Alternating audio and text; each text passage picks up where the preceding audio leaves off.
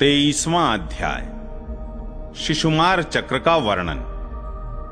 श्री शुकदेव जी कहते हैं, राजन, सप्तर्षियों से 13 लाख योजन ऊपर ध्रुवलोक है।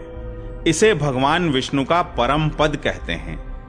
यहां उत्तानपाद के पुत्र परम भगवत भक्त ध्रुव जी विराजमान हैं।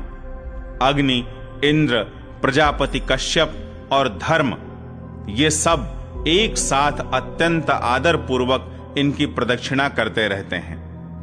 अब भी कल्प पर्यंत रहने वाले लोक इन्हीं के आधार स्थित हैं। इनका इस लोक का प्रभाव हम पहले वर्णन कर चुके हैं। सदा जागते रहने वाले अव्यक्त गति भगवान काल के द्वारा जो ग्रह नक्षत्रादि ज्योतिर्गण निरंतर घुमाए जाते हैं, भगवान ने ध्रुवलोक को ही उन सब के आधार स्तंभ रूप से नियुक्त किया है।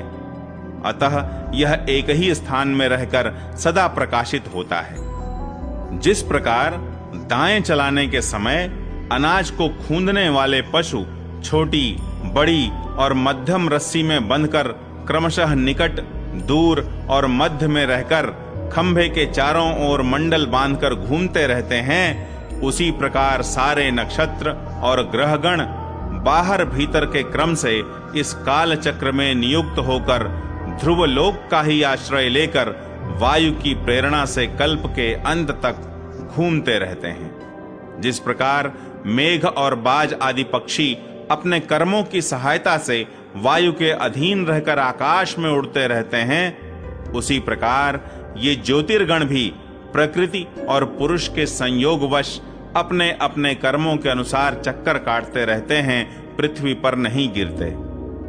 कोई कोई पुरुष भगवान की योग माया के आधार पर स्थित इस ज्योतिष चक्र का शिशुमार अर्थात सूंस के रूप में वर्णन करते हैं। यह शिशुमार कुंडली मारे हुए है और इसका मुख नीचे की ओर है। इसकी पूंछ के सिरे पर ध्रुव स्थित है।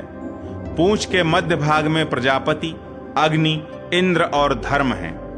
पूंछ की जड़ में धाता और विधाता हैं।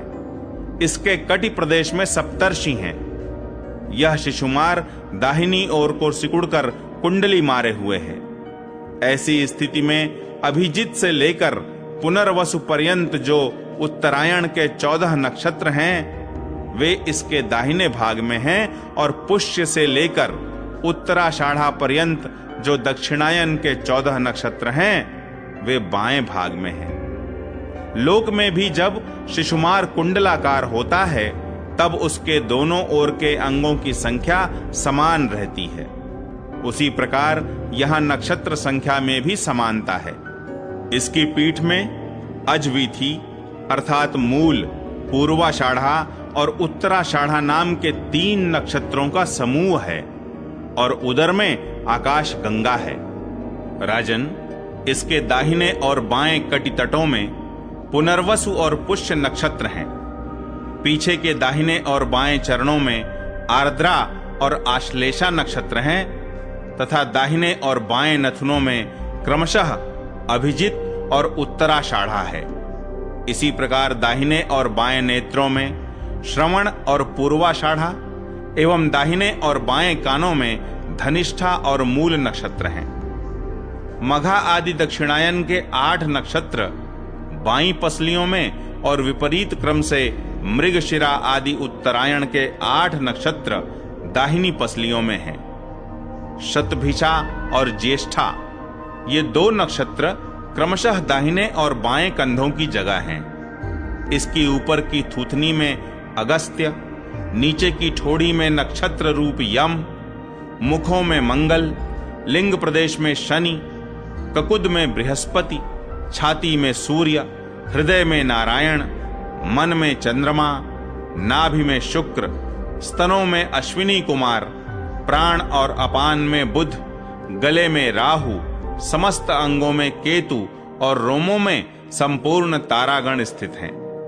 राजन, यह भगवान विष्णु का सर्वदेवमय स्वरूप है। इसका नित्य प्रति सायंकाल के समय पवित्र और मौन होकर दर्शन करते हुए चिंतन करना चाहिए तथा इस मंत्र का जप करते हुए भगवान की स्तुति करनी चाहिए। संपूर्ण ज्योतिर्गणों के आश्रय, काल चक्र स्वरूप सर्वदेवाधिपति परम पुरुष परमात्मा का हम नमस्कार पूर्वक ध्यान करते हैं। ग्रह, नक्षत्र और ताराओं के रूप में भगवान का आधिदैविक रूप प्रकाशित हो रहा है। वह तीनों समय उपर्युक्त मंत्र का जप करने वाले पुरुषों के पाप नष्ट कर देता है।